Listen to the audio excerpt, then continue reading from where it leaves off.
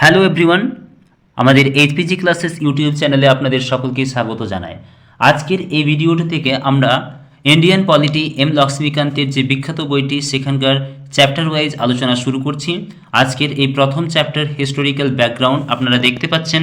এখানে রয়েছে কিভাবে ভারতের সংবিধানের বিষয়গুলি এলো এবং ভারতের সংবিধানের পেছনের যে ব্যাকগ্রাউন্ড, যে ইতিহাস, সেই বিষয় নিয়ে আমরা এখানে আলোচনা করব। তো শুরু করি। The ব্রিটিশার্স came to India in 1608।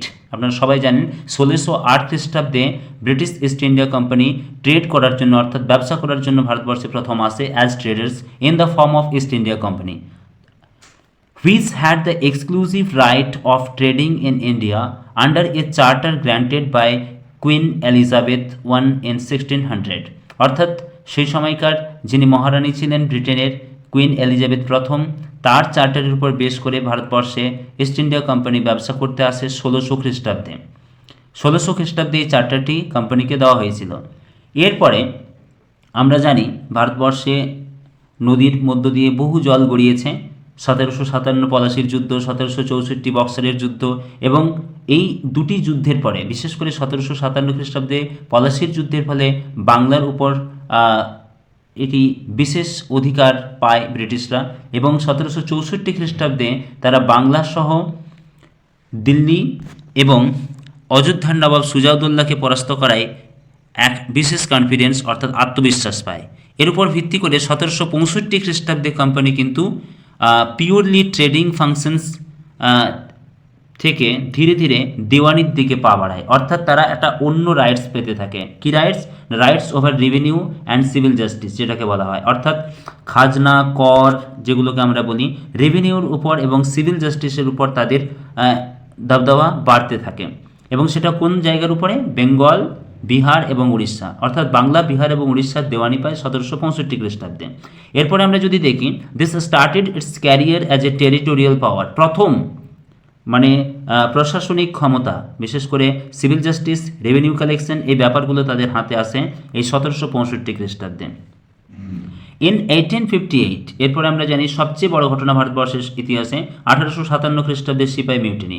এরপরে 1858 খ্রিস্টাব্দে সিপাই মিউটিনি হওয়ায় 1757 খ্রিস্টাব্দের পর ব্রিটিশরা নড়ে বসে এবং British crown assumed direct responsibility for the governance of India. অর্থাৎ ব্রিটিশ ক্রাউন, অর্থাৎ ব্রিটিশ যে রাজ পরিবার, ব্রিটিশ যে রাজসত্তা, তারা চায় ডাইরেক্ট রেসপন্সিবিলিটি নেওয়ার জন্য। পুরো ভারতবর্ষের যে গভর্নেন্স সিস্টেম, সেটা নিজেদের হাতে নেওয়ার চেষ্টা করে। এবং এরপর থেকে একটা টুইস্ট দেখতে পাওয়া যায়, একটা পরিবর্তন দেখতে পাওয়া যায়। This rule continued until India was granted independence on August 15, 1947। এবং এই রুল, অর্থাৎ ব্রিটিশ ক্রাউনের যে শাসন, মানে ব্রিটেনে যেমনভাবে এখনও ব্রিটিশ ক্রাউনের শাসন রয়েছে, সেটি কন্টিনিউ হয়ে যায় ভারতবর্ষের ক্ষেত্রে 15ই আগস্ট পর্যন্ত। এবং 15ই আগস্ট আমরা যখন স্বতন্ত্র হই, অর্থাৎ স্বাধীন হই, তখন আমাদের ব্রিটিশ ক্রাউনের যে গভর্নেন্স, সেটার সমাপ্তি ঘটে। With independence came the need for a constitution, hence a constituent assembly was formed. আমরা সবাই জানি যে আমরা যখন স্বাধীনতা পেলাম, তারপরে ভারতবর্ষকে চালানোর জন্য একটা সংবিধানের প্রয়োজন হয়ে উঠল, এবং এই জন্যেই হেন্স এ কনস্টিটিউয়েন্ট অ্যাসেম্বলি, অর্থাৎ একটি গণপরিষদ গঠন করা হয়েছিল, একটি সংবিধান সভা গঠন করা হয়েছিল, was formed for this purpose, সংবিধান রচনা করার জন্য। এবং সেটা করা হয়েছিল ইন 1946 অ্যান্ড অন জানুয়ারি। এবং আমরা এটাও জানি যে 1949 খ্রিস্টাব্দের 26শে নভেম্বর, যে 26শে নভেম্বর দিনটিকে আমরা ভারতের সংবিধান দিবস হিসেবে পালন করে থাকি ইটস অ্যান্ড এভরি ইয়ার, সেই 26শে নভেম্বর 1949 খ্রিস্টাব্দে সংবিধান সভা কর্তৃক সংবিধানটি গৃহীত হয়। এবং তারপরে আমরা যে 26 জানুয়ারি, অর্থাৎ প্রজাতন্ত্র দিবস, রিপাবলিক ডে হিসেবে পালন করে থাকি, 1950 খ্রিস্টাব্দের সেই দিনটিতে ভারতবর্ষের সংবিধান লাগু হয়, অর্থাৎ came into being.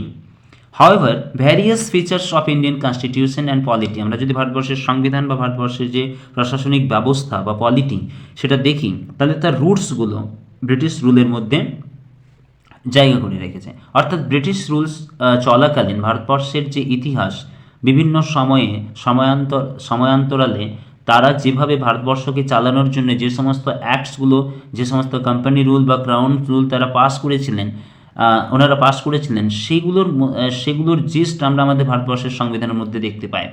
There were certain events in British rule that laid down the legal framework for the organization and functioning of government and administration in British India.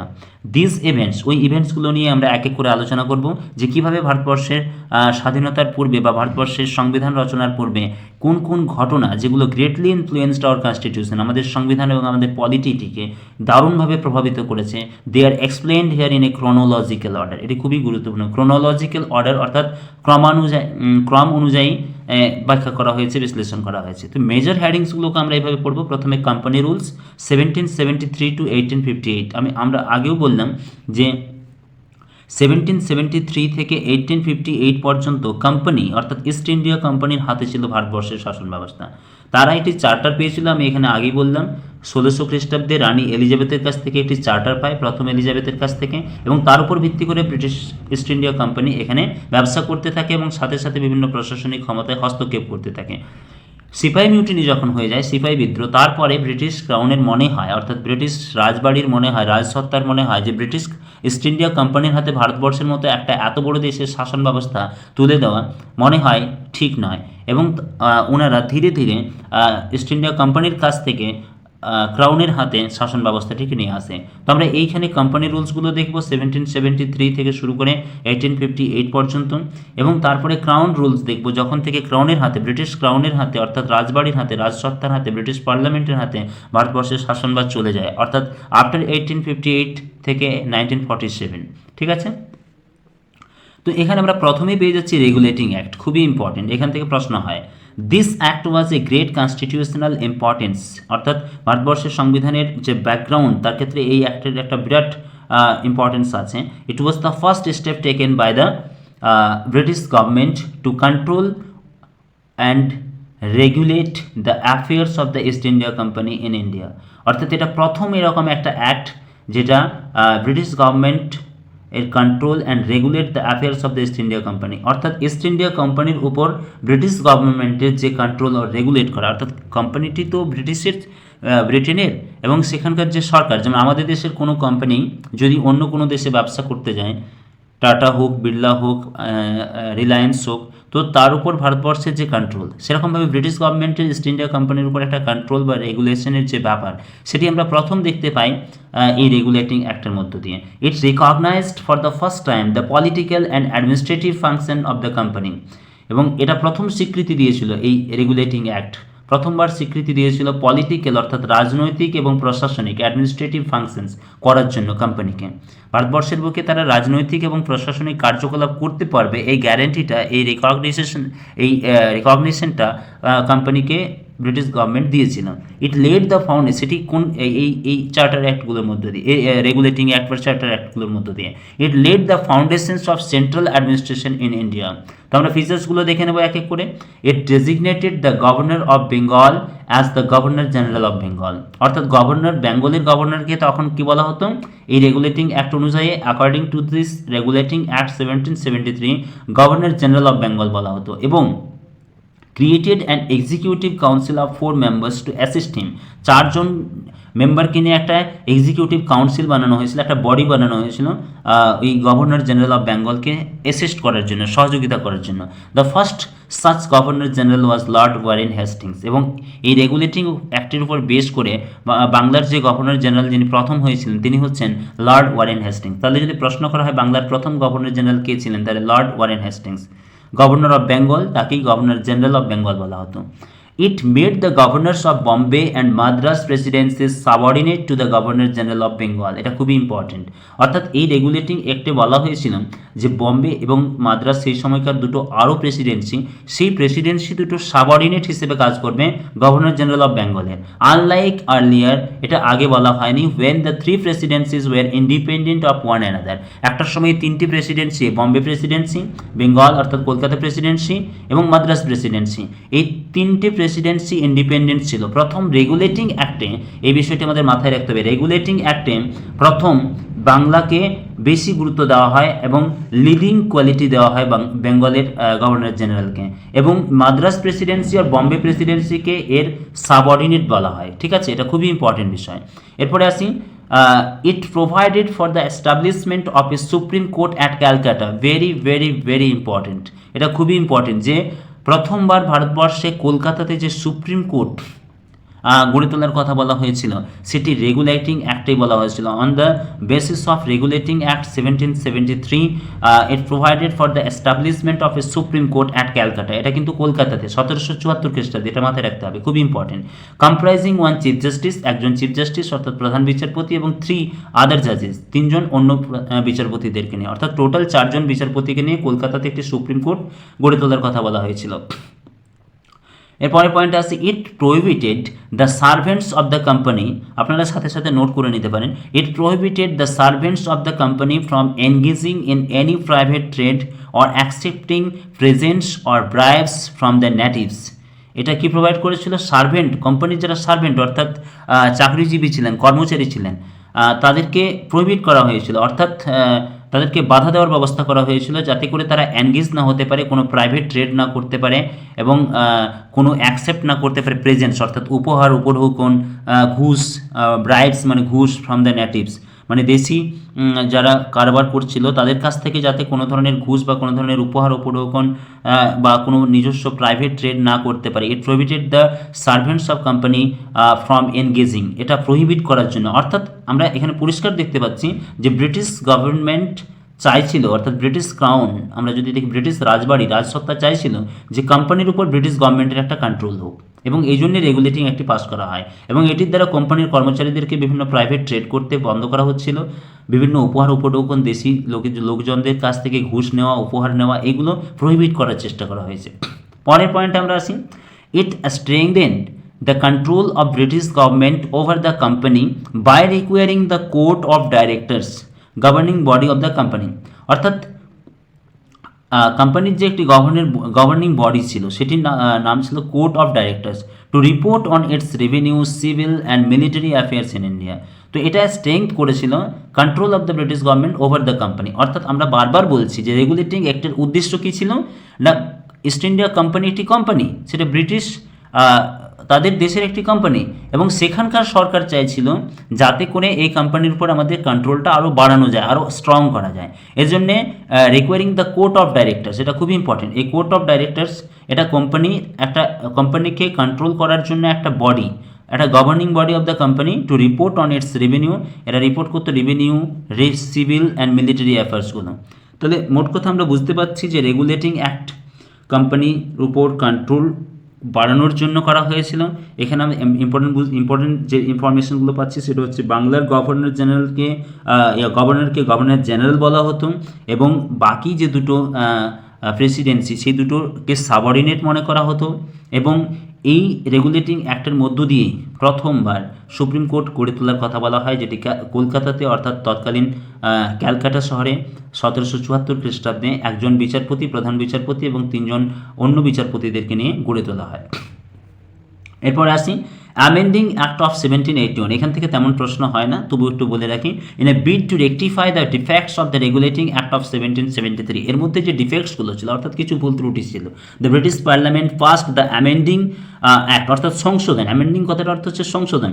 1773 খ্রিস্টাব্দে যে রেগুলেটিং অ্যাক্ট পাস হয় সেটার একটা সংশোধনের রূপ হচ্ছে 1781, also known as the act of settlement, এটাকে act of সেটেলমেন্টও বলা হয়ে থাকে। আমরা এরপরে পরের পেজে আসি, the feature of this act were as follows. এখানে কি বলা হয়েছিল, it exempted the governor general and the council from the jurisdiction of the supreme court for the acts done by them in their official capacity. Similarly, it also exempted the servants of the company from the jurisdiction of the Supreme Court for their official actions. খুব চালাকির সাথে ব্রিটিশরা কীরকম করছিল দেখুন।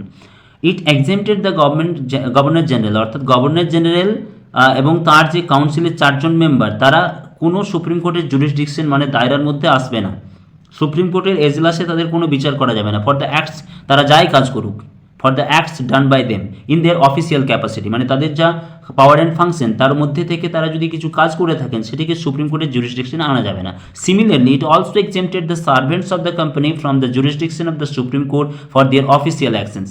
একইভাবে শুধুমাত্র governor general এবং কাউন্সিলের মেম্বার নয়, কোনো কোম্পানির কর্মচারীর কোনো কাজের জন্য সেটি সুপ্রিম কোর্টের জুরিসডিকশনের মধ্যে আসবে না তার কার্যাবলী। তাহলে কীরকম? পরের বিষয়ে আসি, এটা অ্যামেন্ডিং করা হয়েছিল 1781-এ, রেগুলেটিং অ্যাক্টের অ্যামেন্ডমেন্ট, যেটাকে আমরা সেটেলমেন্ট অ্যাক্টও বলে থাকি। It excluded the revenue matters and the matters arising in the collection of the revenue from the jurisdiction of the supreme court. আবার খুবই হাস্যকর বিষয়, এটা এক্সক্লুড করেছিল, অর্থাৎ সুপ্রিম কোর্টের জুরিসডিকশন থেকে বাইরে রেখেছিল রেভিনিউ ম্যাটার্সগুলোকে, যেমন রেভিনিউ ম্যাটার্স নিয়ে অ্যারাইজিং, যেমন কালেকশন অফ দ্য রেভিনিউ, এই সমস্ত বিষয়গুলোকে সুপ্রিম কোর্টের জুরিসডিকশনের বাইরে রাখা হয়েছিল। তাহলে গভর্নর জেনারেল সুপ্রিম কোর্টের জুরিসডিকশনের বাইরে, তার কার্যাবলী, কোম্পানির যে কর্মচারী তাদের কার্যাবলী জুরিসডিকশনের বাইরে। এখন আমরা দেখতে পাচ্ছি রেভিনিউ ম্যাটার্স জুরিসডিকশনের বাইরে। এরপরে আসি point number 3, it provided that the supreme court was to have jurisdiction over all the inhabitants of Calcutta. ঠিক আছে, তো ইনহ্যাবিটেন্টস যারা ক্যালকাটার, অর্থাৎ কলকাতার যারা বাসিন্দা তৎকালীন, তাদের উপর এই সমস্ত জুরিসডিকশনগুলো লাগাবে। It also required the court of administrate the personal law of the dependents, that is Hindus were to be tried according to the Hindu law and Muslims were to be tried according to the Mohammedan law. এটা করা হয়েছিল। Supreme কোর্টে হিন্দু এবং মুসলমানদের কিভাবে কোমরে বেঁধে তাদেরকে টায়ার দেওয়া যায় সেইটি জুরিসডিকশনে রাখা হয়েছিল। বাকি British company, British governor general, British revenue matters, all those were excluded from here. অর্থাৎ সুপ্রিম কোর্টের জুরিসডিকশনের বাইরে সমস্ত ব্রিটিশ বিষয়গুলোকে রাখা হয়েছিল, কিন্তু ভারতীয়দেরকে এবং ভারতীয়দের ক্ষেত্রে হিন্দু ল অনুযায়ী তাদের বিচার করা হবে, মুসলমানদেরকে মুসলমানের মোহামেডান ল অনুযায়ী বিচার করা হবে, এই সমস্ত কথাবার্তা দেওয়া হয়েছিল। পরের পয়েন্টে আসি, it laid down that the appeals from the provincial courts could be taken to the governor general in council and not to the supreme court. ঠিক আছে, তাহলে it laid down that the appeals from the provincial court could be taken to the governor general in council and not to the supreme court. তাহলে provincial তাহলে এখানে বলা হচ্ছে যে কোনো আপিল যেটা প্রভিন্সিয়াল কোর্ট থেকে আপিল করা হবে সেটা কুড বি টেকেন, সেটা নিয়ে যাওয়া হবে গভর্নর জেনারেল ইন কাউন্সিলের কাছে, নট টু দ্য সুপ্রিম কোর্টের কাছে যাবে না। It empowered the governor general in council to frame regulation for the provincial courts and council. অর্থাৎ প্রভিন্সিয়াল অর্থাৎ প্রান্তীয় যে কোর্টগুলো ছিল, যেমন এটা তো সুপ্রিম কোর্ট কলকাতাতে যেটা করা হয়েছিল, এছাড়া অন্যান্য প্রান্তগুলোতে যে অর্থাৎ প্রদেশগুলোতে, আমরা বাংলায় যদি বলি প্রদেশ, তাহলে প্রভিন্সিয়াল যে কোর্টসগুলো ছিল এবং কাউন্সিল ছিল তাদের আপিলসগুলোর বিচার গভর্নর জেনারেল ইন কাউন্সিল করবে, ফ্রেম করবে, অর্থাৎ সুপ্রিম কোর্ট করবে না। অর্থাৎ ব্রিটিশ গভর্নর জেনারেল হাতে প্রচুর ক্ষমতা কেন্দ্রীকরণ করা হচ্ছিল খুবই চালাকির সাথে। এরপরে আসি, এটা খুবই ইম্পর্টেন্ট, পিটস ইন্ডিয়া অ্যাক্ট অফ 1784। মানে আমরা 1773-এর রেগুলেটিং অ্যাক্টের পরে যদি যে বিষয়টি ইম্পর্টেন্ট আমাদের কাছে পড়ার জন্য, সেটি হচ্ছে পিটের ভারত শাসন আইন 1784। The next important act was the Pitt's India act of 1784। এর ফিচার্সগুলো এক এক করে জেনে নিই। It distinguished between the commercial and political functions of the company. ঠিক আছে, এই একটা কী করলো এসে, কমার্শিয়াল আর পলিটিক্যাল দুটো আলাদা বিষয়। কমার্শিয়াল মানে ব্যবসা সংক্রান্ত, আর পলিটিক্যাল মানে রাজনৈতিক। ঠিক আছে, এই দুটো বিষয়কে আলাদা করে দেখানোর চেষ্টা করলে, ডিস্টিংগুইশ মানে আলাদা করে দেওয়া। It allowed the court of directors to manage the commercial affairs but created a new body called board of control to manage the political affairs. আমি আগে বললাম যে এরা কোম্পানির উপর কন্ট্রোল চাইছিল ব্রিটিশ গভর্নমেন্ট। তো এখানে দুটো বডির কথা বলা হয়েছে, কোর্ট অফ ডাইরেক্টর, আমি এখানে আন্ডারলাইন করে দেখাচ্ছি, কোর্ট অফ ডাইরেক্টর, আর একটা হচ্ছে বোর্ড অফ কন্ট্রোল। আমি এখানে দুটো বিষয় বললাম, ডিস্টিংগুইশ করা হচ্ছে এখানে, একটা হচ্ছে কমার্শিয়াল বিষয় আর একটা হচ্ছে পলিটিক্যাল বিষয়। কমার্শিয়াল বিষয়গুলোকে ডিল করার জন্য গড়ে তোলা হলো কোর্ট অফ ডাইরেক্টরসকে ক্ষমতা দেওয়া হলো, আর পলিটিক্যাল বিষয়গুলোকে ম্যানেজ করার জন্য, পলিটিক্যাল অ্যাফেয়ার্সগুলোকে ম্যানেজ করার জন্য বোর্ড অফ কন্ট্রোল। তাহলে এই বাইফার্কেশন অর্থাৎ ডিস্টিংগুইশ করা হলো দুটো বিষয়কে, কমার্শিয়াল অ্যান্ড পলিটিক্যাল। কমার্শিয়াল মাথায় রাখতে হবে আমাদেরকে court of directors, commercial C দিয়ে কমার্শিয়াল হয়, সি দিয়ে কোর্ট অফ ডাইরেক্টর শুরু হয়। ঠিক আছে, এভাবে মনে রাখতে হবে। এবং বোর্ড অফ কন্ট্রোলের হাতে দেওয়া হলো পলিটিক্যাল বিষয়গুলো। এরপরে আসি, it empowered the board of control to supervise and direct all operations of the civil and military government or revenues of the British possessions in India. এটা এই যে পিটের ভারত শাসন আইন, এটা এম্পাওয়ার করলো বোর্ড অফ কন্ট্রোলকে, আরও শক্তিশালী করলো কী বিষয়ে, সুপারভাইজ করার জন্য অ্যান্ড ডাইরেক্ট নির্দেশ দেওয়ার জন্য all the operations of the civil and military government আর revenue of the British possession India. মানে যেখানে যেখানে ব্রিটিশদের দখলে এসেছিল যে জায়গাগুলো, সেই জায়গাগুলোর যে সিভিল এবং মিলিটারি ম্যাটার, এই ম্যাটারগুলো সুপারভাইজ করার ক্ষেত্রে বোর্ড অফ, আমি আগেই বললাম যে পলিটিক্যাল ম্যাটারগুলো বোর্ড অফ কন্ট্রোল দেখছিল, আর কমার্শিয়াল ম্যাটারগুলো কে দেখছিল, কোর্ট অফ ডাইরেক্টর। সি দিয়ে কোর্ট আর সি দিয়ে কমার্শিয়াল। তাহলে বোর্ড অফ কন্ট্রোলের হাতে এই ব্যাপারগুলো, ব্রিটিশ অধীনস্থ যে জায়গাগুলো সেখানকার পলিটিক্যাল ম্যাটার অর্থাৎ সিভিল এবং মিলিটারি গভর্নমেন্ট, রেভিনিউ সংক্রান্ত যাবতীয় বিষয়ের ক্ষেত্রে বোর্ড অফ কন্ট্রোলের ক্ষমতা বাড়িয়ে তোলা হলো। Thus the act was significant for two reasons, এই জন্য এই দুটো কারণে খুবই গুরুত্বপূর্ণ এই ব্রিটেন ভারত শাসন আইন। ফার্স্টলি অর্থাৎ প্রথমত বলা যায় the company's territories in India were for the first time called the British possessions, অর্থাৎ কোম্পানির যে টেরিটরি, কোম্পানির যে সাম্রাজ্য এখানে তারা গড়ে তুলছিল সেটাকে প্রথমবার ব্রিটিশ পসেশন বলা হলো, অর্থাৎ ব্রিটিশ অধীনস্থ ভারত, এই কথাটি ব্যবহার করা যেতে লাগলো।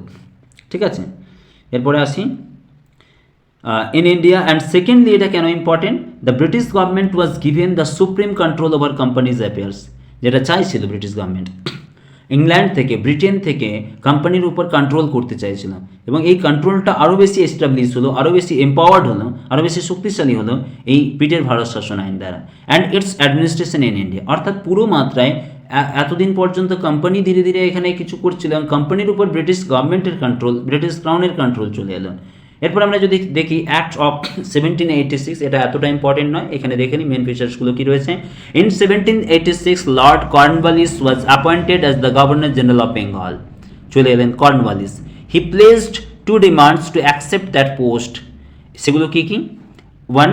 He should be given power to override the decision of his council in a special cases, ঠিক আছে, অর্থাৎ গভর্নর জেনারেলের সাথে যে 4 জন মেম্বারের একটা কাউন্সিল থাকতো, সেই কাউন্সিলের ডিসিশনকে, সেই কাউন্সিলের পাওয়ার বা ডিসিশনকে সে ওভাররাইড করতে পারবে, গভর্নর জেনারেল হাতে বেশি ক্ষমতা দেওয়া হোক স্পেশাল কেসেসের ক্ষেত্রে। দ্বিতীয়ত, he would also be the commander in chief accordingly the act of 1786 was enacted to make both the provisions, ঠিক আছে, তাকে কমান্ডার ইন চিফ বলা হতে লাগলো। মানে এটা তার ডিমান্ড ছিল, he placed two demands to accept the post, এই পোস্টটিতে আসার জন্য লর্ড কর্নওয়ালিস বলেছিলেন যে আমার এই দুটো ডিমান্ড রয়েছে। এরপরে আমরা আসি, এটা অতটা ইম্পর্টেন্ট নয় 1786, তেমন পড়ার দরকার নেই। চার্টার অ্যাক্ট অফ 1793, এটা মোটামুটি ইম্পর্টেন্ট। এরপরে 20 বছর অন্তর অন্তর আমরা চার্টার অ্যাক্টগুলো দেখে নেব। The feature of this act was follows, it extended the overriding power given to lord Cornwallis over his council. আমরা আগেই বলেছিলাম যে লর্ড কর্নওয়ালিস যখন আসেন গভর্নর জেনারেল, তো তার দুটো ডিমান্ড ছিল, একটা হচ্ছে কাউন্সিলের উপরে তাকে ওভাররাইডিং করার ক্ষমতা দিতে হবে, to all future governor general and governors of presidencies, ঠিক আছে। এটা এই যে 1793 খ্রিস্টাব্দের চার্টার অ্যাক্ট, এটা এক্সটেন্ড করলো ওভাররাইডিং পাওয়ার, যে ওভাররাইডিং পাওয়ারটা ডিমান্ড করছিলেন লর্ড কর্নওয়ালিস, ঠিক আছে, কাউন্সিলের উপরে, to all future governor generals and governors of presidencies, মানে এরপরে যারা গভর্নর জেনারেল তারাও এই ক্ষমতাটা এনজয় করতে লাগলো। It gave the governor general more powers and control over the government of the subordinate presidencies of Bombay and Madras. আমি আগেই বলেছিলাম যে আমরা প্রথমে 1773 খ্রিস্টাব্দের রেগুলেটিং অ্যাক্টে দেখলাম যে বম্বে এবং মাদ্রাস প্রেসিডেন্সি সাবঅর্ডিনেট হিসেবে কাজ করবে, বেঙ্গল অর্থাৎ কলকাতার যে গভর্নর তিনি গভর্নর জেনারেল হিসেবে কাজ করবেন, ঠিক আছে। এবং এই যে আমরা 1793 খ্রিস্টাব্দে চার্টার অ্যাক্ট দেখছি, এখানেও ওই ব্যাপারটিকে আরও এক্সটেন্ড করা হলো, আরও বেশি পাওয়ার দেওয়া হলো গভর্নর জেনারেলের হাতে। It extended the trade monopoly of the company in India for another period of 20 years। এটা মাথায় এরপরে কিন্তু একটা টুইস্ট আসবে। 1793 খ্রিস্টাব্দে যে চার্টার অ্যাক্ট, সেখানে বলা হচ্ছে যে মনোপলি চলবে, মনোপলি মানে একাধিপত্য বাংলায় যদি আমরা বলি, অর্থাৎ শুধুমাত্র ব্রিটিশ ইস্ট ইন্ডিয়া কোম্পানি তারা কমার্স করবে, তারা বিজনেস করবে, তারা অ্যাডমিনিস্ট্রেশন করবে, তাদের মনোপলি থাকবে কোম্পানির, ঠিক আছে। এটা এক্সটেন্ডেড দ্য ট্রেড মনোপলি, অর্থাৎ ব্যবসার ক্ষেত্রে ইস্ট ইন্ডিয়া কোম্পানির মনোপলি থাকবে, অন্যান্য যে ব্রিটিশ কোম্পানি বা ব্রিটিশ ব্যক্তিগত যারা ব্যবসা করতে এসেছিলেন তারা জায়গা করতে পারবে না, এদের একটা মনোপলি থাকবে, একাধিপত্য থাকবে, দবদবা থাকবে for another period of 20 years, আগের যে 20 বছর তার জন্য। It provided that the commander in chief was not to be a member of the governor general's council unless he was so appointed, ঠিক আছে। Commander in chief governor general কাউন্সিলের member হতে পারবে না। It laid down that the members of the board of control and their staff were henceforth to be paid out of the Indian revenues. Board of কন্ট্রোলের যারা member এবং তাদের যারা staff অর্থাৎ কর্মচারী, তাদেরকে পেড করা হবে paid out of the Indian revenue থেকে তাদেরকে পেড করা হবে না, ঠিক আছে। Henceforth to be paid out of the Indian revenue. এরপরে আসি চার্টার অ্যাক্ট অফ 1813। আমি আগে বললাম যে আফটার 20 years, অর্থাৎ আমরা যদি দেখি 1793 তারপরে 20 বছর পরে আবার আসছে 1813, অর্থাৎ 1813 খ্রিস্টাব্দে আবার চার্টার অ্যাক্ট। এর ফিচার্সগুলো কী কী? It abolished the trade monopoly of the company. আমি আগেও বললাম যে 1793 খ্রিস্টাব্দে মনোপলি দেওয়া হচ্ছে। 1793 খ্রিস্টাব্দে আমি আবার বলে রাখছি, 1793 খ্রিস্টাব্দে আমরা এখানে দেখলাম যে এটা প্রোভাইড করছে monopoly. It extended the monopoly of the company. এর আগেও ছিল মনোপলি, কিন্তু সেটাকে এক্সটেন্ড করা হচ্ছে, বরকরার রাখা হচ্ছে, কন্টিনিউ রাখা হচ্ছে। কিন্তু আমরা 1813 খ্রিস্টাব্দে এসে কি দেখতে পাচ্ছি? ইট অ্যাবলিশড, তুলে দিচ্ছে trade monopoly of the company in India. অর্থাৎ শুধু ব্রিটিশ ইস্ট ইন্ডিয়া কোম্পানি এখানে একা একা বিজনেস করবে, তারাই সব কিছু কমার্স করবে, এটা আর থাকলো না 1813 খ্রিস্টাব্দের পরে। That is the Indian trade was thrown open to all British merchants. সমস্ত ব্রিটিশ ব্যবসায়ীরা ব্যবসা করতে পারবেন, শুধু কোম্পানি, ইস্ট ইন্ডিয়া কোম্পানি নয়। However it continued the monopoly of the company over trade in tea and trade with China. কিন্তু একটা জিনিস মাথায় রাখতে, এখান থেকে খুব প্রশ্ন হয়, কোম্পানির মনোপলি কিন্তু দুটো বিষয়ের ক্ষেত্রে থাকবে, ঠিক আছে? চীনের সাথে ব্যবসা আর চা। এই সময়ে প্রচুর চা বাগানগুলো এরপর থেকে গড়ে উঠতে শুরু হয়। আমাদের দার্জিলিং এবং আসামের যে চা বাগানগুলো, এই সময় প্রচুর মাত্রায় এগুলো বাড়তে থাকে। তো এখানে মাথায় রাখতে হবে যে 1813 খ্রিস্টাব্দে ট্রেড মনোপলি অ্যাবলিশ করা হয়েছিল, কিন্তু কন্টিনিউ রাখা হয়েছিল। However it continued the monopoly of the company over trade in tea and trade with China, এই দুটো বিষয়ের ক্ষেত্রে। ইট asserted the sovereignty of the British Crown over the company's territories in India। অর্থাৎ ব্রিটিশ ক্রাউনের, ব্রিটিশ রাজবাড়ি, রাজসত্তার কোম্পানির টেরিটরির প্রতি যে সোভেরিয়েন্টি, সম্প্রভুত্বতা যেটাকে বলা হয়, যেটাকে আমরা বলি সার্বভৌমত্ব, অর্থাৎ সমস্ত বিষয়ে চরম শক্তির, চরম ক্ষমতার অধিকারী, এটা ব্রিটিশ ক্রাউনের হাতে চলে আসে 1813 খ্রিস্টাব্দের চার্টার অ্যাক্ট অনুযায়ী। পরে আমরা যদি দেখি, it allowed the Christian missionaries to come to India। বহু ইম্পর্টেন্ট এটি, এই ইনফরমেশনটি খুবই ইম্পর্টেন্ট যে 1813 খ্রিস্টাব্দের চার্টার অ্যাক্টেই বলা হয়েছিল খ্রিস্টান মিশনারিদেরকে অ্যালাউ করা হয়েছিল ভারতবর্ষে এসে এনলাইটেনিং দ্য পিপল। ভারতবর্ষের মানুষকে তারা বর্বর মনে করতো, অসভ্য মনে করতো, এদেরকে শিক্ষা, স্বাস্থ্যের বেসিক সুবিধাগুলো দেওয়া এবং এদেরকে ধর্মান্তরিত করা, এটা তাদের মূল লক্ষ্য ছিল, ঠিক আছে? এখনও আমরা যদি দেখি ঝাড়খণ্ড বা আদিবাসী অধ্যুষিত জায়গাগুলোতে বহু আদিবাসী যারা একটা সময়ে খ্রিস্টান মিশনারির দ্বারা ইনফ্লুয়েন্সড হয়ে খ্রিস্টান ধর্মে ধর্মান্তরিত হয়। তো এই ব্যাপারটি প্রথম চার্টার অ্যাক্টের মাধ্যমে নিয়ে আসা হয়। চার্টার অ্যাক্টের মধ্য দিয়ে খ্রিস্টান মিশনারিজগুলোকে অ্যালাউ করা হয় ভারতবর্ষে এসে ভারতবর্ষের এনলাইটেনিংয়ের জন্য কাজ করতে, ঠিক আছে? পরের পয়েন্টে আমরা যদি দেখি, it provided for the spread of Western education among the inhabitants of the British territories in India। অর্থাৎ যারা ইনহ্যাবিটেন্টস ব্রিটিশ টেরিটরিতে, ঠিক আছে, তাদের মানে এখানকার বাসিন্দা, তাদের জন্য যে পাশ্চাত্য শিক্ষা, যেটাকে আমরা বলি পশ্চিমের দেশগুলো, অর্থাৎ ইউরোপের দেশগুলোর যে পাশ্চাত্য শিক্ষা ব্যবস্থা, সেই শিক্ষা ব্যবস্থাটিকে ছড়ানোর, স্প্রেড করার কাজ শুরু হয়। 5 নম্বর পয়েন্ট আমরা কি দেখতে পাচ্ছি, it authorised the local governments in India to impose taxes on persons. প্রথমবার লোকাল গভর্নমেন্টগুলোকে ভারতবর্ষে ট্যাক্স ইম্পোজ করার জন্য ক্ষমতা দেওয়া হয়েছিল। They could also punish the persons for not paying tax. এবং কেউ যদি ট্যাক্স দিতে না পারে, খাজনা দিতে না পারে, তাহলে তাকে পানিশ করতে পারবে লোকাল গভর্নমেন্ট। এই ব্যাপারটি অথরাইজ করা হয়েছিল চার্টার অ্যাক্ট 1813। এরপরে আসি, তাহলে চার্টার অ্যাক্ট 1813 আপনারা নোট করে নেবেন, খুবই ইম্পর্টেন্ট। এটাতে মনোপলি অ্যাবলিশ করা হয়েছিল, কিন্তু চা এবং চায়নার সাথে ব্যবসা করার ক্ষেত্রে কোম্পানির মনোপলি কন্টিনিউ ছিল। এইখানেই এই চার্টার অ্যাক্টেই প্রথমবার মিশনারিদেরকে অ্যালাউ করা হয় এবং ওয়েস্টার্ন অর্থাৎ পাশ্চাত্য শিক্ষা ব্যবস্থাকে ছড়িয়ে দেওয়ার কথা ভাবা হয়। এছাড়া লোকাল গভর্নমেন্টকে ট্যাক্স কালেকশন এবং ট্যাক্স না দিতে পারলে শাস্তির অধিকার দেওয়া হয়। এই পয়েন্টগুলো আপনাদেরকে মাথায় রাখতে হবে। চার্টার অ্যাক্ট অফ 1833 যদি আমরা দেখি, এরপরে আমরা দেখতে পাচ্ছি এখানে চার্টার অ্যাক্ট অফ 1833, এটিও খুব important. This act was the final step towards centralisation in British India. অর্থাৎ পুরো ব্রিটিশ ইন্ডিয়াকে সেন্ট্রালাইজ করার প্রক্রিয়া, এটার ফাইনাল স্টেপ যদি আমরা দেখতে পাই, তাহলে সেটা হচ্ছে, দেখতে চেষ্টা করি 1833-এর চার্টার অ্যাক্ট। এর ফিচার্সগুলো জেনে নেব একটা করে।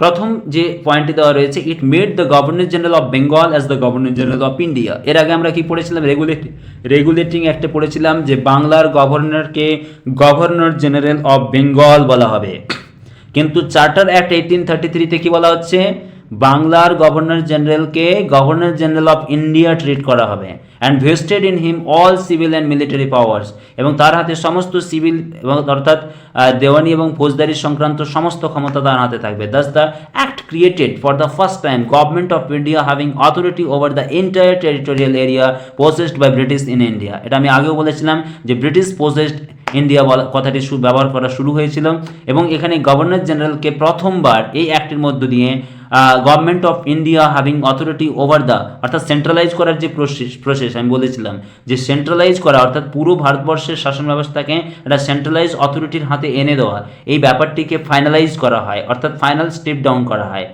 Entire territorial areas possessed by the British in India, এটাকে কন্ট্রোলে আনা হয়। Lord William Bentinck was the first governor general of India. এটি খুবই ইম্পর্টেন্ট। প্রথম গভর্নর জেনারেল অফ বেঙ্গল যদি বলা হয় তাহলে ওয়ারেন হেস্টিংস, প্রথম গভর্নর জেনারেল অফ ইন্ডিয়া যদি বলা হয়, ইনি যদিও বেঙ্গলের গভর্নর জেনারেল ছিলেন এবং বেঙ্গলের গভর্নর জেনারেলকেই গভর্নর জেনারেল অফ ইন্ডিয়া হিসেবে ট্রিট করা হতো, তাহলে তিনি হলেন লর্ড উইলিয়াম বেন্টিং। এবং এটি 1833 খ্রিস্টাব্দের চার্টার অ্যাক্টের উপর বেস করে 1835 খ্রিস্টাব্দে লর্ড উইলিয়াম বেন্টিং প্রথমবার গভর্নর জেনারেল অফ ইন্ডিয়া হিসেবে তাকে ট্রিট করা হয়। এরপরে সেকেন্ড পয়েন্টে আমরা দেখে নেব, it deprive the governor of Bombay and Madras of their legislative powers. Governor of Bengal Bombay এবং মাদ্রাস তাদের যে লেজিসলেটিভ পাওয়ার সেটাকে ডিপ্রাইভড করা হয়, বঞ্চিত করা হয় সেখান থেকে তাদেরকে। The governor general of India was given exclusive legislative powers for the entire British India, অর্থাৎ দুটো প্রেসিডেন্সিকে আগেও সাবঅর্ডিনেট করে দেওয়া হয়েছিল, এখন গভর্নর জেনারেল অফ ইন্ডিয়া তার হাতে পুরো লেজিসলেটিভ পাওয়ারটিকে সেন্ট্রালাইজ করে দেওয়া হয়। এন্টায়ার ব্রিটিশ ইন্ডিয়া, পুরো ব্রিটিশ ভারতের যে লেজিসলেটিভ অর্থাৎ বিধি সংক্রান্ত ক্ষমতা, আইন বানানোর যে ক্ষমতা, লেজিসলেটিভ যে পাওয়ার, সেটিকে পুরো মাত্রায় গভর্নর জেনারেল অফ ইন্ডিয়ার হাতে তুলে দেওয়া হয়। বম্বে গভর্নর এবং মাদ্রাসের গভর্নরের হাতে সেই লেজিসলেটিভ পাওয়ার কেড়ে নেওয়া হয় তাদের হাত থেকে। The laws made under the previous acts were called as regulations. এই লটির দ্বারা বলা হয়, অর্থাৎ 1833 সালের চার্টার অ্যাক্টে বলা হয় যে এর আগে যতগুলো অ্যাক্ট পাস হয়েছে ওই সবগুলোকে বলা হয় regulations, while laws made under this act were called as act। এবং বলা হয় যে 1833 সালের যে চার্টার অ্যাক্ট এর উপর ভিত্তি করে যে অ্যাক্টসগুলো তৈরি হবে সেগুলো হবে অ্যাক্টস, এর আগে যতগুলো হয়েছে সব রেগুলেশনস, এই কথাটিও বলা হয়। এরপরে আসি, it ended the activities of the East India company as a commercial body which became a purely administrative body. ধীরে ধীরে ইস্ট ইন্ডিয়া কোম্পানি যে শুধুমাত্র কমার্শিয়াল বডি ছিল সেটি ধীরে ধীরে পিওরলি অ্যাডমিনিস্ট্রেটিভ অর্থাৎ প্রশাসনিক বডিতে পরিণত হয়ে যায়। It provided that the company territories in India were held by it in trust for his majesty, his heirs and successors. ঠিক আছে, it provided that the company's territories in India were held by it in trust for his majesty, his heirs and his successor, অর্থাৎ সমস্ত ক্ষমতা ধীরে ধীরে governor general এবং British ক্রাউনের দ্বারা কোম্পানির যে কর্মচারী বা কোম্পানির যে কন্ট্রোল বডি তার হাতে চলে আসে। The charter act of 1833 attempted to introduce a system of open competition for selection of civil servants. Very very important information, এটা এক্সাম কম্পিটিটিভ এক্সামের পয়েন্ট অফ ভিউ থেকে খুবই ইম্পর্টেন্ট। 1833 সালে এই চার্টার অ্যাক্টেই প্রথম ইন্ট্রোডিউস করা হয় একটা সিস্টেম ওপেন কম্পিটিশনের সিলেকশনের জন্য। কাদেরকে? সিভিল সার্ভেন্টস, অর্থাৎ আমরা যাদেরকে আইএস অফিসার বলি, আইপিএস বলি, এই সমস্ত সিভিল সার্ভেন্টসদেরকে সিলেক্ট করার জন্য একটা ওপেন কম্পিটিশন ইন্ট্রোডিউস করা হয় 1833 সালের চার্টার অ্যাক্টের দ্বারা। Stated that the Indians should not be debarred from holding any place, office and employment under the company. এবং এটা বলা হয় এখানে 1833 সালের চার্টার অ্যাক্টে যে ভারতীয়দেরকে ডিভিয়েট করা হবে না, অর্থাৎ বাদ দেওয়া হবে না কোনো প্লেস, কোনো অফিস বা এমপ্লয়মেন্ট তাদের আন্ডার দ্য কোম্পানি, কোম্পানির অধীনে কোনো এমপ্লয়মেন্ট প্লেস বা অফিস থেকে তাদেরকে ডিভিয়েট করা হবে না, সরিয়ে দেওয়া হবে না, অর্থাৎ তাদেরকে বঞ্চিত করা হবে না, তাদেরকে সুযোগ দেওয়া হবে। However this provision was negated after opposition from the court of director. কিন্তু আমি আগেই বলেছিলাম যে কমার্শিয়াল দায়িত্ব দেওয়া হয়েছিল কোর্ট অফ ডাইরেক্টরকে।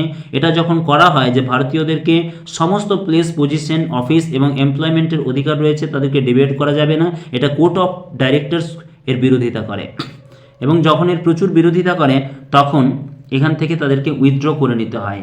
আমরা যদি দেখি this was the last of series of charter act 1853, এখানে বলা আছে passed by the British parliament between 1793 and 1853, it was a significant constitutional landmark. ঠিক আছে, এর ফিচার্সগুলো যদি দেখি, এখানে আমি যে কথাটি বললাম ইনকমপ্লিট ছিল, যে এই যে অপোজ করা হয়েছিল, এখানে অপোজ করার পরে কিন্তু ভারতবর্ষের মানুষদের জন্য যে ডিভিডেন্ডের কথাটি বলা হয়েছিল সেটা উইথড্র করে নেওয়া হয়। The features of this act were as follows. তো 1853 খ্রিস্টাব্দে কী বলা হয়েছিল? It separated for the first time the legislative and executive functions of the governor general's council. এর আগে আমরা বলেছিলাম যে গভর্নর জেনারেলের হাতে সমস্ত লেজিসলেটিভ এবং এক্সিকিউটিভ ফাংশনস সেন্ট্রালাইজ করা হয়েছিল। এখানে এসে সেপারেট করে দেওয়া হলো প্রথমবার লেজিসলেটিভ আর এক্সিকিউটিভ।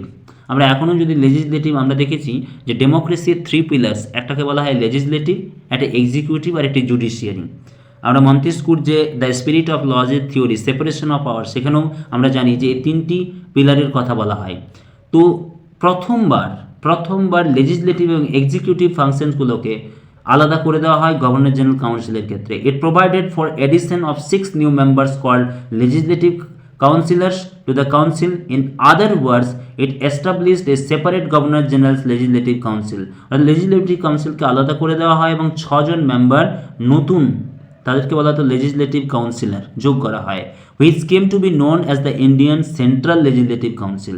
এটাকে বলা হতে লাগলো সেন্ট্রাল লেজিসলেটিভ কাউন্সিল, অর্থাৎ যেটাকে আমরা এখন বলতে পারি লোকসভা রাজ্যসভা, আমাদের যে সংসদ যেটাকে আমরা বলি পার্লামেন্টারি সিস্টেম, সেখানে লেজিসলেটিভ কাউন্সিল এটা কি বলা হয়, সেটি গঠন করা হয় সেই সময়। This legislative wing of the council function as a mini parliament, আমি বললাম যেমন এটা মিনি পার্লামেন্ট হিসেবে কাজ করতে থাকে, adapting the same procedure as the British parliament. একদম ব্রিটিশ পার্লামেন্টের ডুপ্লিকেট একটি মিনি পার্লামেন্ট ভারতবর্ষের বুকে এস্টাবলিশ করে দেওয়া হয়, যেটা গভর্নর জেনারেলের আন্ডারে 6 জন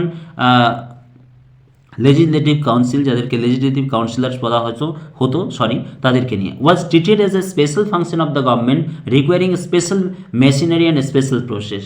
তাহলে এই যে লেজিসলেটিভ কাউন্সিল বা লেজিসলেটিভ কাউন্সিলকে আলাদা করা, এটা মিনি পার্লামেন্ট গঠন করা, এটা প্রথম করা হলো 1853 খ্রিস্টাব্দের চার্টার অ্যাক্ট অনুযায়ী। দ্বিতীয়ত যে পয়েন্টে আমরা দেখতে পাচ্ছি, it introduced an open competition system of selection and recruitment of civil servants. আমরা যেমন 1833-এ দেখেছিলাম প্রথম ইন্ট্রোডিউস করা হয়েছিল, এখানে প্রথম ওপেন কম্পিটিশন সিস্টেমের কথা বলা হলো সিভিল সার্ভেন্টসের জন্য। The covenanted civil service was thus thrown open to the Indians also, এবং ইন্ডিয়ানদের জন্য এই সুযোগটি খুলে দেওয়া হলো। অ্যাকর্ডিংলি দ্য ম্যাকলে কমিটি, আমরা জানি এডুকেশনের জন্য ম্যাকলের কীরকম ভূমিকা ছিল। According to the Macaulay committee, the committee on the Indian civil service was appointed in 1854, এটা খুবই ইম্পর্টেন্ট, ঠিক আছে। The committee on the Indian civil service that was appointed in 1854, ভারতীয়দেরকে প্রথমবার সুযোগ দেওয়া হলো সিভিল সার্ভিস ফেস করার জন্য। ইট extended the company's rule and allowed it to retain the possession of Indian territories on trust for the British Crown. ঠিক আছে, এখানে আবার কি বলা হচ্ছে যে ব্রিটিশ ক্রাউন অর্থাৎ ব্রিটিশ যে রাজ পরিবার, রাজসত্তা, তাদের বিশ্বাসের উপর ভিত্তি করে, তাদের যদি আস্থা থাকে কোম্পানির উপর, তাহলে কোম্পানি তার রুল এবং তার পসেশনকে জারি রাখতে পারবে। এই ব্যাপারটিকে এক্সটেন্ড করা হয়, মানে আরও আগে বাড়ানো হয়। কিন্তু আর 4 বছর পরেই যখন সিপাহী মিউটিনি হয়, সিপাহী বিদ্রোহ হয়, তখন কিন্তু ব্রিটিশ রাজসত্তা বা ব্রিটিশ রাজপরিবার বুঝে নেয় যে কোম্পানির হাতে এত বড় একটা দেশের শাসন ব্যবস্থা পুরো মাত্রায় মানে আনদেখা করা উচিত নয়, এবং তখন ধীরে ধীরে ক্রাউন রুলের দিকে ব্রিটিশ পার্লামেন্ট বা ব্রিটিশ রাজসত্তা ধীরে ধীরে ক্রাউন রুলের দিকে এগোতে থাকে। But it did not specify any particular period, কিন্তু এটা বলা হয়েছিল যে ব্রিটিশ ক্রাউনের ট্রাস্টের উপর ভিত্তি করে British east India company rule written করতে পারবে, যা পসেশন অফ ইন্ডিয়ান টেরিটরিজ, যতটা ব্রিটিশ কোম্পানির অধীনে আছে সেই জায়গাগুলোতে। আনলাইক দ্য প্রিভিয়াস চার্টার্স, কিন্তু এরকমভাবে বলা হয় না। But it did not specify any particular period, যেরকমভাবে এর আগে বলা হতো যে 20 বছরের জন্য এরকমভাবে করতে পারবে, 10 বছরের জন্য করতে পারবে। এইবার কিন্তু 1853 খ্রিস্টাব্দের চার্টার অ্যাক্টে ওই রকমভাবে আগেকার মতন একটা পার্টিকুলার পিরিয়ডের সাথে কোম্পানিকে বলা হয়নি যে এনারা রিটেন করতে পারবে পসেশনটা, অর্থাৎ তাদের যে অধিকার, তাদের যা কিছু করে আসছে এতদিন ধরে, সেরকমভাবেই ক্ষমতা বা সত্তা ভোগ করতে পারবে যদি তারা ব্রিটিশ ক্রাউনের আস্থাটি রাখতে পারে। কিন্তু এখানে টাইম পিরিয়ডের কোনো কথা বলা হয়নি। This was A clear indication that the companies rule could be terminated. এখান থেকেই বোঝা যায় যে এরপরে আসছি আমরা, এরপরে যখনই সিপাহী বিদ্রোহ হবে তখনই কিন্তু ব্রিটিশ ক্রাউন ধীরে ধীরে ব্রিটিশ কোম্পানিকে মনে করে নেবে যে এদেরকে এখান থেকে কন্ট্রোল করার চাইতে ভালো যে ব্রিটিশ পার্লামেন্ট বা ব্রিটিশ ক্রাউনের আন্ডারে কোনো একটা এমন বডি তৈরি করা হবে ভারতবর্ষের বুকে, যারা ভারতবর্ষের শাসন ব্যবস্থা, অ্যাডমিনিস্ট্রেশন, পাওয়ার ফাংশনগুলোকে ডিল করবে। তাহলে এখান থেকেই এই শুরুটা হচ্ছে। এখান থেকেই ধীরে ধীরে কোম্পানির মাথার উপর থেকে ব্রিটিশ ক্রাউনের হাত সরতে শুরু করছে। This was A clear indication that the companies rule, অর্থাৎ কোম্পানির যে শাসন, কুড বি টার্মিনেটেড, শেষ হতে চলেছে at any time the parliament like. যখনই পার্লামেন্ট চাইবে, ব্রিটিশ ক্রাউন চাইবে, ব্রিটিশের রাজা বা রানী চাইবে, এবং ব্রিটিশ পার্লামেন্ট চাইবে, ব্রিটিশের শাসন সত্তা চাইবে, তখনই ব্রিটিশ কোম্পানির যে অধিকার, যে শাসন ভারতবর্ষের বুকে, তা সমাপ্তি ঘটবে এবং ব্রিটিশ পার্লামেন্ট ব্রিটিশ রাজসত্তা তার নিজের হাতে তুলে নেবে। এবং এই ঘটনাটি ঘটেছিল 1857 খ্রিস্টাব্দের সিপাহী বিদ্রোহের পর। তারা নড়ে চড়ে বসেছিল যে ভারতবর্ষে এত বড় বিদ্রোহ, এত বড় জ্বালা যন্ত্রণা, অর্থাৎ কোম্পানির হাতে আর ভরসা করা যাবে না, কোম্পানির হাতে শাসন ব্যবস্থা রাখা যাবে না। ডাইরেক্টলি ব্রিটিশ ক্রাউন, ব্রিটিশ পার্লামেন্টের হাতে ভারতবর্ষের শাসন ব্যবস্থার চাবিকাঠি নিয়ে যাওয়া হয়। এরপরের পয়েন্টে আসি, point number 4। It introduced for the first time local representation in Indian central legislative council. প্রথমবার লোকাল রিপ্রেজেন্টেশন করা হলো ইন্ডিয়ান। আমি আগেও বলেছিলাম যে গভর্নর জেনারেলের আন্ডারে যে লেজিসলেটিভ কাউন্সিলর্সরা ছিলেন, ঠিক আছে, তাদেরকে নিয়ে তার গভর্নর জেনারেলের যে বিরাট ক্ষমতা এবং মিনি পার্লামেন্ট বলা হতো, সেটাতে প্রথমবার লোকাল রিপ্রেজেন্টেশনকে যোগ করা হলো। Of the 6 new legislative members of governor general's council, 4 members were appointed by local provincial government of Madras, Bombay এবং বেঙ্গল অ্যান্ড আগ্রা। ঠিক আছে, অর্থাৎ 4 জন মেম্বার, 6 জনের মধ্যে of the 6 new legislative members, 6 জন নতুন মেম্বারের কথা আমি আগেও বলেছিলাম, তাদের মধ্যে 4 জন মেম্বার অ্যাপয়েন্টেড হবে প্রভিন্সিয়াল, অর্থাৎ বিভিন্ন প্রদেশ থেকে, যে প্রেসিডেন্সিগুলো ছিল সেই সময়, যেমন মাদ্রাস, বম্বে, বেঙ্গল এবং আগ্রা, এই জায়গাগুলো থেকে একজন করে লেজিসলেটিভ মেম্বার থাকবেন সেই কাউন্সিলে। এই ব্যাপারটি করা হয়। এরপরে আসি, এরপরে আমরা যদি দেখি, আমি প্রথমেই আপনাদেরকে বলে দিয়েছিলাম যে আমরা আজকে আলোচনা করব দুটো ভাগে ভাগ করে, দ্য কোম্পানি রুল 1773 অর্থাৎ রেগুলেটিং অ্যাক্ট থেকে শুরু করে 1858-এর আগে পর্যন্ত, আর ক্রাউন রুল হচ্ছে 1858 থেকে 1947 অর্থাৎ ভারতবর্ষের স্বাধীন হওয়া, ভারতবর্ষের সংবিধান রচনা হওয়া পর্যন্ত। তো আমরা আজকে the crown rule already complete করলাম এই ভিডিওটির মধ্য দিয়ে। এর পরের ভিডিওতে আমরা কোম্পানি রুল, আমরা এই যে কোম্পানি রুল 1773 থেকে 1858 এটা আমরা ডিসকাস করলাম। পরের ভিডিওতে আমরা নিয়ে আসবো দ্য ক্রাউন রুল 1858 টু 1947। ঠিক আছে, ভিডিওটি ভালো লেগে থাকলে অবশ্যই লাইক, কমেন্ট এবং সাবস্ক্রাইব করবেন। ধন্যবাদ।